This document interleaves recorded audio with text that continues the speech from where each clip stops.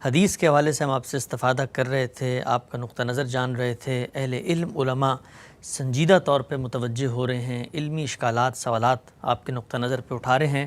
نقد و نظر کا سلسلہ جاری ہے، خود آپ کے موضوع کی توضیح اور تنقید کا بھی ہمیں موقع مل رہا ہے، اور چاہتے ہیں ہمیشہ کی طرح طالبانہ انداز میں لوگوں کو سمجھائیں کہ چیزوں کو دیکھنے کا آپ کا فریم ورک کیا ہے، زاویہ نظر کیا ہے۔ آپ نے حدیث کے بارے میں جو ایک اسٹیٹمنٹ اپنی کتاب کے مقدمے میں لکھی ہے، اسی کو دہرا کر سوال پر میں آ جاتا ہوں۔ آپ یہ فرماتے ہیں کہ حدیثوں کے بارے میں یہ حقیقت ناقابل تردید ہے کہ ان کی تبلیغ و حفاظت کے لیے آپ نے کبھی کوئی اہتمام نہیں کیا، بلکہ سننے اور دیکھنے والوں کے لیے چھوڑ دیا کہ چاہیں تو انہیں آگے پہنچائیں اور چاہیں تو نہ پہنچائیں، اس لیے دین میں ان سے کسی عقیدہ و عمل کا اضافہ نہیں ہوتا۔ سوال آج کی نشست میں پہلا آپ کی خدمت میں یہ ہے کہ قرآن مجید کی 2 آیات ہیں، ان 2 آیات سے علماء کا استدلال ہے کہ شرح و وضاحت، تفہیم و تبیین یہ پیغمبرانہ ذمہ داری ہے۔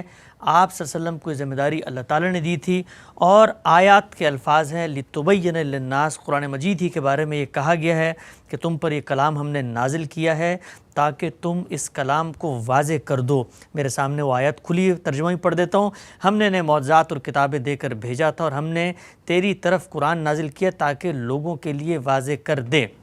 ایک آیت، اس آیت سے کیا مراد ہے؟ کیا تفہیم و تبیین، شرح و وضاحت، فروعات، اطلاقات یہ رسول اللہ صلی اللہ علیہ وسلم کی پیغمبرانہ منصب کی ذمہ داری میں شامل نہیں تھی؟ دوسری ایک اور آیت بھی بیان کی جاتی ہے، یتلو علیہم آیاتی ویزکیہم ویعلمہم الکتاب والحکمہ۔ تعلیم کتاب یہ کیوں نہیں ہے؟ جب آپ یہ فرماتے ہیں کہ حدیثوں میں وہی دین، اصل دین کی فروعات بیان ہوئی ہیں، اسی کی شرح و وضاحت ہے، اسی کو تفہیم و تبیین ہے، تو پھر یہ تعلیم کتاب کیوں نہیں ہے؟ یہ 2 آیات کیا یہ نہیں بتا رہی کہ آپ کی پیغمبرہ ذمہ داری تھی کہ آپ دین کی شرح و وضاحت کریں؟ اللہ تعالیٰ کی کتاب قرآن مجید کو جب آپ سمجھنا چاہتے ہیں تو میں نے کئی مرتبہ عرض کیا ہے کہ آپ کو 3 مراحل سے گزرنا ہوتا ہے۔ یعنی پہلے یہ متعین کریں کہ آپ لفظ کو اس کے صحیح مفہوم میں لے رہے ہیں۔ لفظ قرآن مجید میں استعمال ہوا ہے، عربی زبان کا ہے۔ جس زمانے میں قرآن نازل ہوا اس وقت یہ لفظ کس مفہوم یا کن مفاہیم میں مستعمل تھا، اس کا آپ کو علم ہونا چاہیے۔ دوسرے یہ کہ آپ یہ دیکھیں کہ جس جملے میں استعمال کیا گیا ہے اس کی تالیف اس کو کس طرح قبول کرتی ہے، اس میں کوئی تجرید کر رہی ہے، اس کے کسی پہلو کو نمایاں کر رہی ہے۔ جو مفاہیم اس کے مستعمل مفاہیم ہیں ان میں سے کسی کا انتخاب کر رہی ہے، یہ آپ کو جملہ بتائے گا۔ اس کے بعد آپ دیکھتے ہیں کہ بات کس سیاق میں کہی گئی ہے۔ اگر آپ ان 3 مراحل کو دقت نظر کے ساتھ سامنے رکھیں اور قرآن کے عمومی مطالعے سے آپ قرآن کے عرف کو بھی پہچانتے ہوں، قرآن کے بنیادی مقدمات بھی آپ کے ذہن نشین ہوں، تو پوری قطعیت کے ساتھ آپ نتیجے تک پہنچ سکتے ہیں۔ یہ دونوں آیتیں انہی اصولوں کی خلاف ورزی کہیے یا انہیں اعتنا پوری طرح برتے بغیر استعمال کرنے برتے بغیر استعمال کرنے کے نتیجے میں بہت سے سوالات کا باعث بن گئی ہیں۔ جی، اس وجہ سے یہ ضروری ہے کہ ان کو بہت اچھی طرح سے سمجھ لیا جائے۔ سب سے پہلے یہ جان لیجئے کہ یہ جو آیت ہے یتلو علیہم آیاتہ ویزکیہم ویعلمہم الکتاب والحکمہ، اس میں غلطی کہاں سے ہوئی؟ لفظ کتاب جو اس میں استعمال ہوا ہے چونکہ بالعموم ہماری زبان میں بھی مستعمل ہے، قرآن میں بھی جگہ جگہ وہ اللہ کی کتاب کے لیے استعمال ہو گیا ہے، لیکن اس کے ساتھ کتاب کا لفظ قرآن مجید کا آپ تتبع کریں تو بعض دوسرے معنی میں بھی استعمال ہوتا ہے۔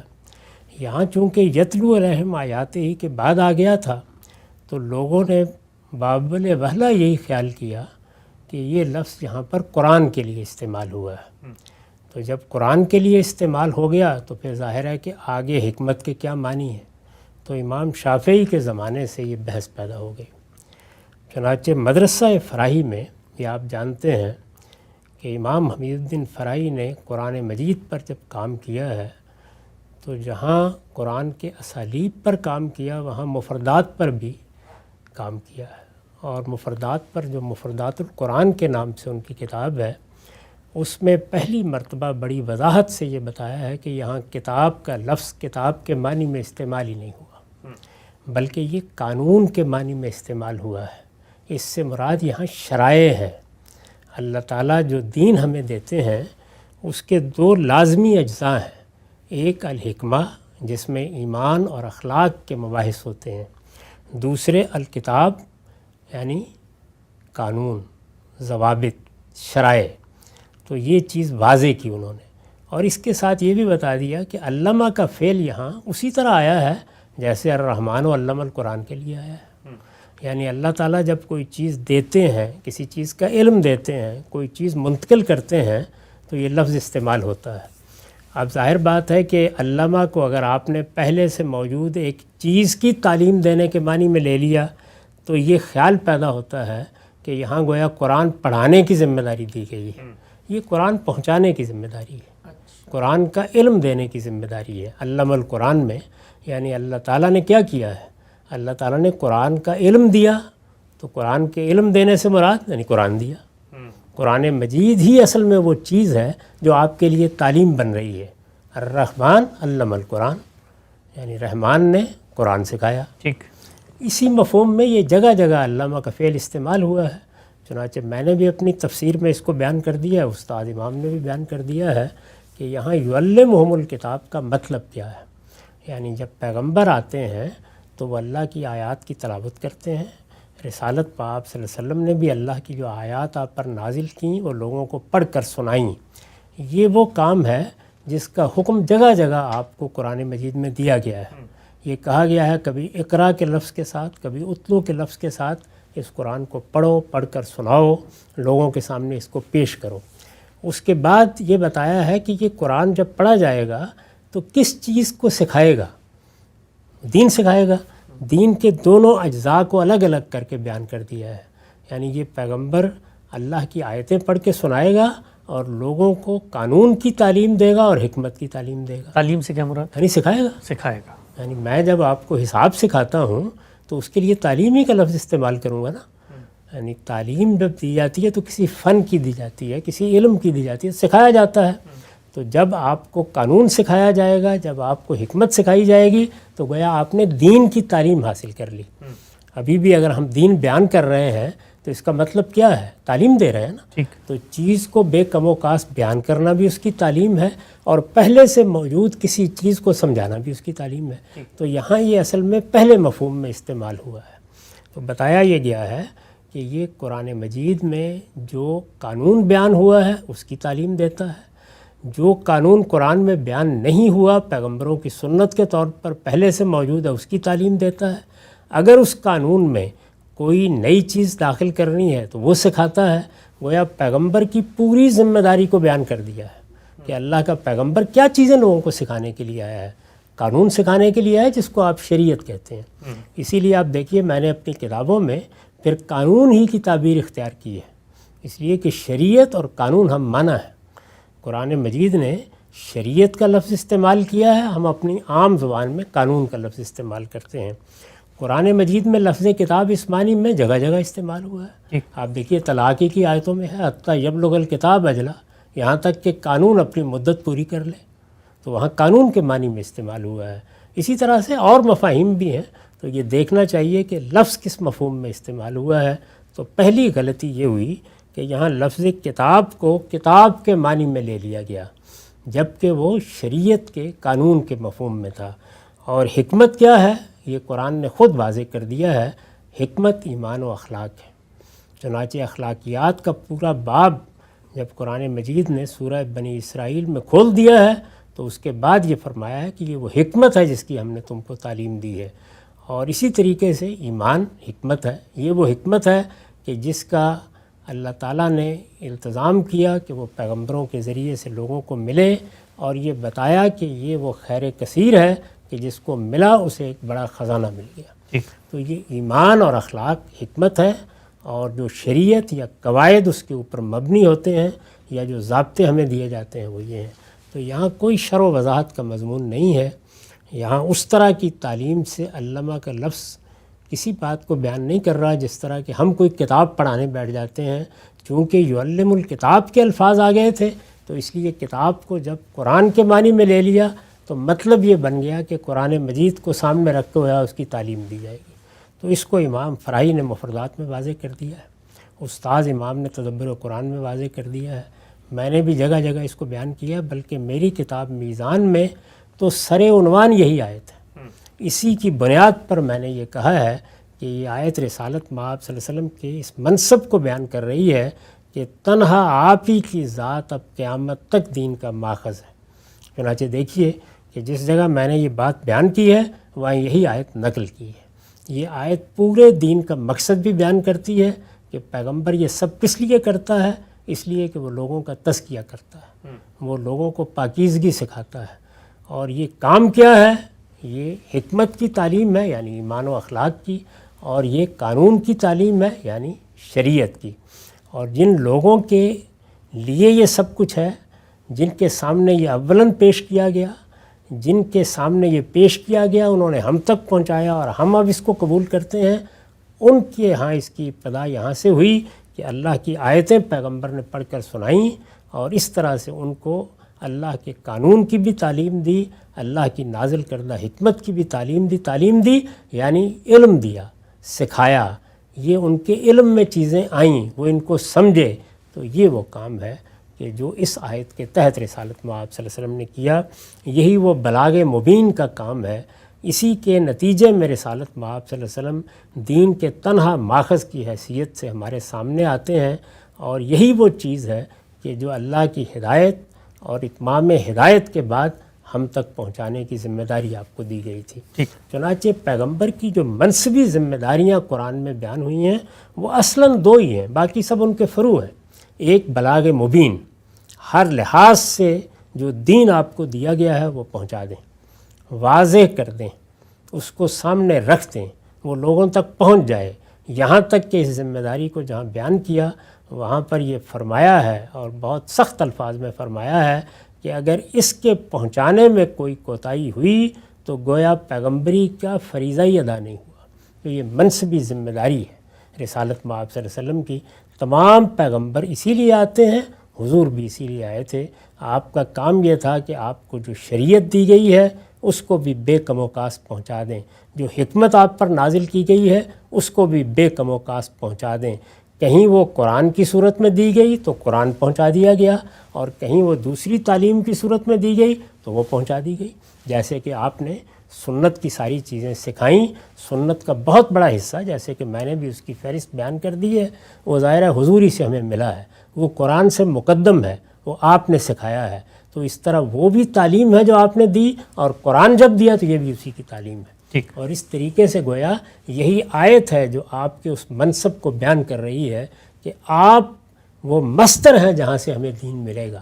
رسالت مآب صلی اللہ علیہ وسلم کی ذات والا صفات ہے کہ جو اللہ کی آیتیں بھی پڑھ کے سنائے گی اور ہمیں یہ قانون اور حکمت بھی دے گی, اور یہ مقصد اس کا ہوگا کہ لوگوں کا تزکیہ ہو, وہ پاکیزگی اختیار کریں. سورہ نحل کی جو آیت آپ نے پیش کی ہے اس میں بھی یہی مضمون ہے.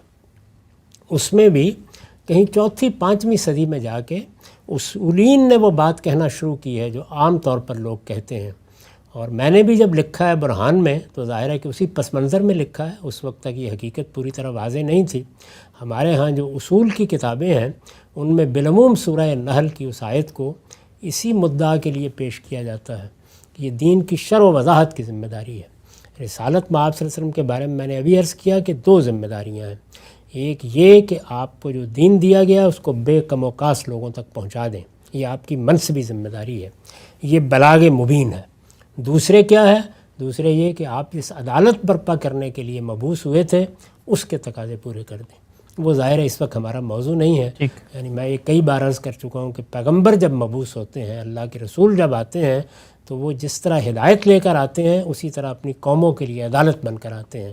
اس عدالت کے لحاظ سے بہت سی ذمہ داریاں ان پر عائد ہوتی ہیں. قرآن مجید ان کو بیان کرتا ہے. تو یہ دو منصبی ذمہ داریاں ہیں رسالت مآب صلی اللہ علیہ وسلم کی. اب اس کے بعد میں عرض کر رہا تھا کہ یہ تبین, تو تبین بھی یہاں البلاغ المبین کے معنی میں. کیسے معلوم ہوا؟ یہی مطلب جو ہے, دیکھیے لفظ کے دو معنی ہیں. ظاہر ہے کہ میں نے ابھی عرض کیا ابتدا میں اس چیز کی طرف توجہ دلائی کہ آپ انہی مراحل سے گزریں گے. ٹھیک. لفظ کے مفاہیم کیا ہیں سب سے پہلے یہ طے ہو جائے گا. اس میں کوئی شبہ نہیں کہ یہ لفظ جس طریقے سے شرح و وضاحت کے لیے استعمال ہوتا ہے اسی طرح بلاغ المبین کے لیے استعمال ہوتا ہے.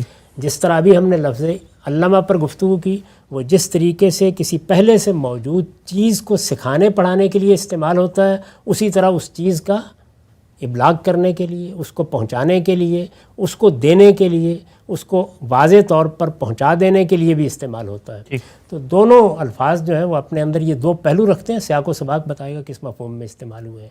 وہاں ہم نے ابھی گفتگو کر کے بتا دیا آپ کو، اور میں یہ عرض کر رہا ہوں کہ یہ بحث بہت تفصیل کے ساتھ امام فرائی نے مفردات میں کی ہے. ہر شخص اس کو وہاں دیکھ سکتا ہے کہ یہ لفظ یہاں کس مفہوم میں استعمال ہوا ہے، کتاب سے کیا مراد ہے، حکمت سے کیا مراد ہے. اسی طرح تبیین کے بارے میں بھی میں یہ عرض کر دوں کہ اگر آپ سلف کو دیکھیں تو یہ آپ کو معلوم ہوگا کہ ان کے ہاں اس دوسرے مفہوم کا کوئی شائبہ بھی آپ کو نہیں ملتا. چنانچہ آپ طبری کی تفسیر اٹھائیں وہ اس کے بارے میں ایک ہی جملہ لکھیں گے لِتُعَرِّفَهُم مَا أُنزِلَ إِلَيْهِمْ، یعنی انہیں وہ بتا دے، ان تک پہنچا دے، ان کو اس کا تعارف کرا دے کیا چیز ہے. جیسے کہ عرّفَ لَهُم میں قرآن مجید میں لفظ استعمال ہوا ہے، چیز کسی کے علم میں لے آنا جیسے ہم بولتے ہیں، تو علامہ بھی اسی معنی میں استعمال ہوتا ہے. سکھانا، یعنی ہم جب لفظ سکھانا بولتے ہیں دیکھیے دونوں پہلو اس کے اندر ہوتے ہیں. میں اگر آپ کو اپنی کتاب دے رہا ہوں تو یہاں بھی کچھ سکھا رہا ہوں، اور اگر کتاب کو میں نے پڑھانا شروع کر دیا ہے تو یہاں بھی سکھا رہا ہوں. تو یہ سکھانے کے دونوں پہلو ہیں جن کو سیاق و سباق کی روشنی میں دیکھا جاتا ہے. تو وہاں سکھانا اس مفہوم میں ہے کہ یہ حکمت، یہ تعلیم، یہ دعوت جو اس کے اندر موجود ہے وہ آپ تک پہنچ گئی تو گویا آپ کو وہ سکھا دی گئی. یہاں پر میں نے عرض کیا کہ تبیین کے لفظ میں بھی بالکل وہی چیز ہے، دونوں معنی ہے، سیاق و سباق متعین کر دے گا. یعنی کیا شرع کا سیاق ہے یا بلاغ کا سیاق ہے یہ بتا دے گا آپ کو انہی تینوں مراحل سے گزر کر.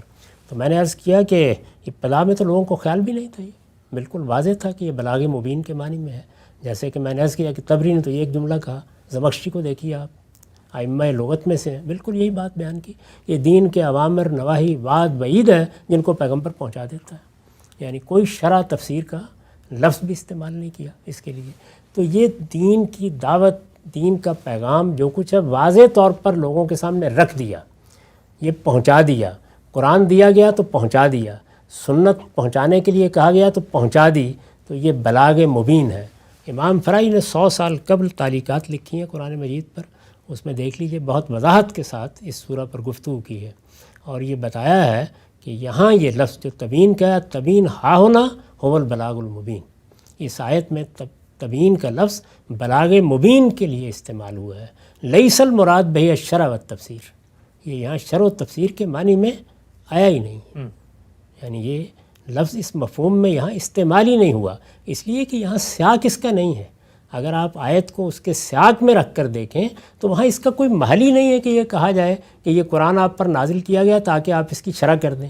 وہاں محل یہ ہے کہ یہ آپ کی ذمہ داری ہے کہ جو کچھ آپ پر نازل کیا گیا ہے آپ اس کو آخری درجے میں پہنچا دیں. تو البلاغ المبین یعنی بالکل واضح طریقے پر لوگوں کے سامنے کسی چیز کو رکھ دینا، یہ کتمان کے مقابلے میں استعمال ہوا ہے. چنانچہ سورہ آل عمران کی آیت 187 میں بالکل اسی مفہوم میں ہے، لِتُبَيِّنُنَّهُ لِلنَّاسِ وَلَا تَكْتُمُونَهُ، تم اس کو بیان کرو گے، اس کو چھپاؤ گے نہیں. تو یہ مفہوم اور مدعا ہے جس میں اس کو اللہ تعالیٰ نے یہاں استعمال فرمایا ہے. تو امام فرائی نے اس پر لکھا. اس میں ظاہر ہے یہ سوال پیدا ہوتا ہے کہ پھر رسالت مآب صلی اللہ علیہ وسلم کی کیا یہ ذمہ داری نہیں تھی؟ تو میں نے عرض کیا کہ نہیں تھی. رسالت مآب صلی اللہ علیہ وسلم کی ذمہ داری بلاغ مبین تھی ہدایت کے معاملے میں. عدالت برپا کر دینے کے لیے جو ذمہ داریاں آپ کو دی گئیں ان کو پورا کر دینا تھا.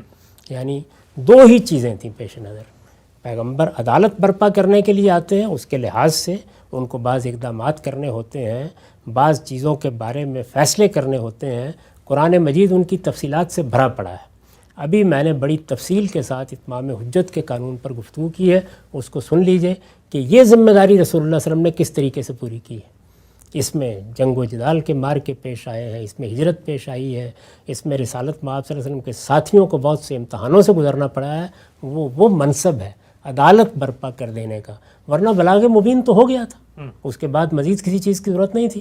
لیکن ہدایت کے باب میں بلاغ مبین، بات کو پہنچا دینا آخری درجے میں واضح طریقے پر لوگوں کے پاس وہ بات پہنچ جائے.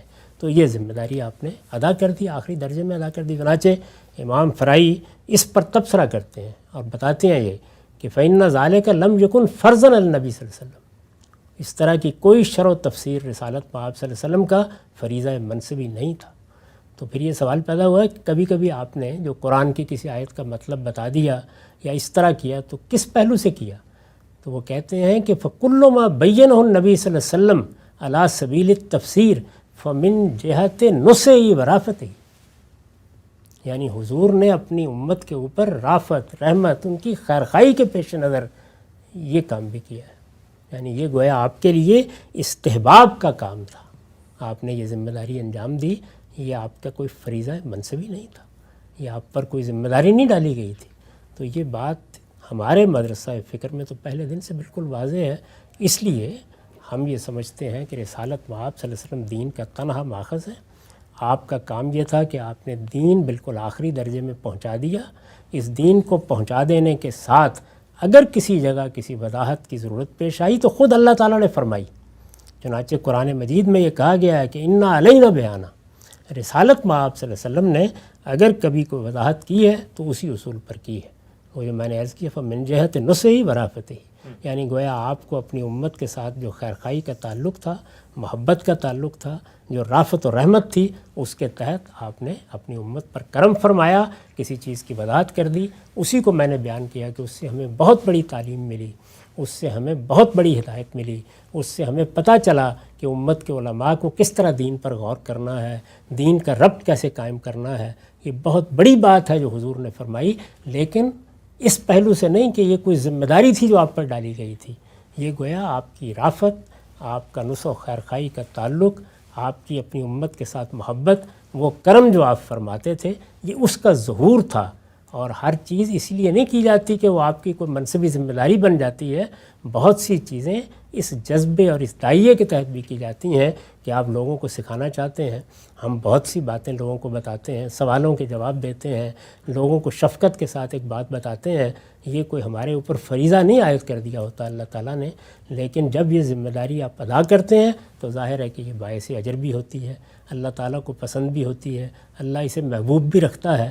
یہ ساری چیزیں اپنی جگہ ہیں، لیکن یہ اس طرح نہیں ہے کہ اس سے کوئی منطقی مقدمہ قائم کر لیا جائے کہ یہ گویا آپ کی کوئی ذمہ داری تھی جس کو آپ کو انجام دینا تھا، اور چونکہ یہ ذمہ داری تھی تو اس کی حفاظت بھی آپ کو کرنی تھی. یہ چونکہ آپ نے کام کیا ہی اس زاویے سے فَمِن جِهَةِ رَافَتِهِ وَنُصْحِهِ. ٹھیک، رافت، رحمت کا ظہور ہوا ہے، اس وجہ سے بس ظہور ہو گیا. جس نے چاہا اس کو آگے پہنچا دیا، جس نے چاہا آگے نہیں پہنچایا. ہم تک جب یہ پہنچ گئی ہے تو اب اس سے متعلق کچھ ذمہ داریاں ہم پر عائد ہو گئی. ٹھیک، آنسر یعنی یہ وہ سوال ہے جو کرنا چاہیے، جو میں نے آگے لکھا ہے کہ جب یہ ہم تک پہنچ گیا ہے تو اب اس میں اگر کوئی حکم یا فیصلہ ہے رسالت مآب صلی اللہ علیہ وسلم کا تو ہم سر تسلیم خم کریں گے اس کے سامنے. کیوں؟ اس کا حکم قرآن میں موجود ہے. یعنی حکم ہمیں دیا گیا ہے، رسالت مآب صلی اللہ علیہ وسلم پر اس باب میں کوئی ذمہ داری نہیں ڈالی گئی. ٹھیک ہے سر، یہ دونوں آیتیں جن کے متعلق بالعموم یہ سمجھا جاتا ہے کہ دین کی شرح و وضاحت، تفہیم و تبیین گویا پیغمبرانہ ذمہ داری تھی رسالت مآب صلی اللہ علیہ وسلم کی، اس کی آپ نے تحلیل کی، تنقیح کی، ایک پہلو کو واضح کیا. مختصر سوال لیتے ہیں انشاءاللہ، پھر خاتمہ کرتے ہیں، مزید چیزیں زیر بحث آئیں گی. بتائیے گا، ایک مثال لے لیتے ہیں. یہ آیت بتا رہی ہے، سورہ جمعہ میں بھی ہے، باقی جگہوں پہ بھی، یتلو علیہم آیاتی ویزکیہم ویعلمہم الکتاب والحکمہ. آپ نے بتایا کہ تعلیم کتاب سے کیا مراد ہے؟ شریعت کے احکام کو سکھا دیا جائے، پہنچا دیا جائے، بلاغ مبین کر دیا جائے. ہم یہ دیکھتے ہیں کہ حدیث کا ذخیرہ بڑی تعداد میں فقہ النبی پہ مشتمل ہے. رسالت مآب صلی اللہ علیہ وسلم نے خود شریعت پر جب عمل کیا ہے تو اس کا ریکارڈ فقہ النبی میں سامنے آتا ہے. اب اگر ہمیں کوئی روایت یہ بتاتی ہے کہ رسول اللہ صلی اللہ علیہ وسلم نے وضو فرمایا تو مزمزہ بھی کیا، انشاق بھی کیا، تو اب یہ شریعت کا حکم تھا، پہنچانا آپ کی ذمہ داری تھی اس آیت کے تحت. تو روایت بھی تو مجھے اصل میں اسی شریعت کے حکم کو پہنچانے، اس کی مزید وضاحت، اس کے اندر جو چھپا ہوا پہلو ہے وہی سکھانے کا کام کر رہی ہے. تو پھر یہ روایت جو ہے وہ تعلیم کتاب کے زمرے میں کیوں نہیں آتی؟ یہ اسی کے ذیل میں کی چیزیں ہیں، اس لیے میں نے واضح کر دیا اس کو کہ اس میں تفہیم و تبیین ہوتی ہے، اس میں نبی صلی اللہ علیہ وسلم کے اسوے کا بیان ہوتا ہے. تفہیم و تبیین تو ہوئی ہے نا، واقعے کا بیان ہے. آپ کہہ رہے ہیں ذمہ داری ہے یا نہیں ہے؟ وہ تو ہوئی ہے، ہوگی، بیان بھی ہو جائے گی. یعنی زیر بحث مسئلہ کیا ہے کہ تفہیم و تبیین نہیں ہوئی ہے؟ ہوئی ہے، ہوئی ہے نا. یہ اس میں تو بحث ہی نہیں ہے. یہ سوال یہ تھا کہ کیا ان آیات کے تحت یہ آپ کی ذمہ داری تھی؟ تو میں نے عرض کیا کوئی ذمہ داری نہیں تھی. یعنی آپ کا کام یہ تھا کہ آپ دین پہنچا دیں، بلاغ مبین کے درجے میں پہنچا دیں. آپ کا کام یہ تھا کہ آپ اس عدالت کی ذمہ داریاں پوری کر دیں جن کے لیے آپ مبعوث کیے گئے تھے. یہ آپ کے فرائض منصبی تھے. یہ بات کہ آپ قرآن مجید کو بیٹھ کر اس کی تفسیر فرمائیں، یہ آپ کی کوئی ذمہ داری نہیں تھی. یعنی یہ بات کہ شرح و تفسیر کی جائے، تفہیم و تبیین کی جائے، یہ ذمہ داری نہیں ہے. ذمہ داری کے بارے میں جو 2 آیات پڑھی گئی ہیں ان کی میں نے وضاحت کی ہے. یہ کام تو ہوا ہے نا، ہوا ہے، اور بڑی نعمت ہے، بڑا کرم ہے، بڑی عنایت ہے، بڑی رافت ہے. رسالت مآب صلی اللہ علیہ وسلم نے یہ عظیم دولت ہمیں دی ہے ذمہ داری ادا کرتے ہوئے نہیں دی، از راہ کرم دی ہے، از راہ عنایت دی ہے، از راہ التفات دی ہے. تو دی تو ہے، اسی لیے تو وہ بیان بھی ہوتی ہے، پڑھی بھی جاتی ہے، سمجھی بھی جاتی ہے، اور ایک بڑی دولت کی حیثیت سے اس کو اخذ بھی کیا جاتا ہے. ٹھیک ہے، ہم سے بھی نقطہ واضح ہوا. ایک آخری اور اہم بحث ہے کہ یہ سب جب آپ فرماتے ہیں کہ آپ پر ذمہ داری بھی نہیں تھی، آپ نے رحمت اور رافت اور عنایت کے طور پہ سب کام کیا، جس کو ملا اس نے پہنچا دیا، لیکن اس کے بعد جب یہ جملہ لکھا جاتا ہے کہ جس تک پہنچ گیا اور اس کا اطمینان ہو گیا ہے تو اب اس کے لیے لازم ہے، یعنی یہاں پر اتنا زور ہے کہ اس نے ماننا ہے، اس کا ایمان خطرے میں پڑ جائے گا. وہاں پر رسالت مآب صلی اللہ علیہ وسلم نے پہنچا دی، وہ ان کی ذمہ داری نہیں تھی. اس میں بیچ میں ایک مسنگ لنک ہے، اس کو بھی آپ سے سمجھیں گے تفصیل کے ساتھ، تنقیح کے ساتھ، کہ کیا وجہ ہے کہ ہم پر وہ ماننی اب ضروری ہے. وہاں ذمہ داری نہیں ڈالی گئی تھی لیکن ہم تک پہنچ گئی تو ہم نے ماننی ہے. موضوع کو آگے بڑھائیں گے، وقت یہاں پہ ختم ہوتا ہے. اب تک آپ کے وقت کا بہت شکریہ.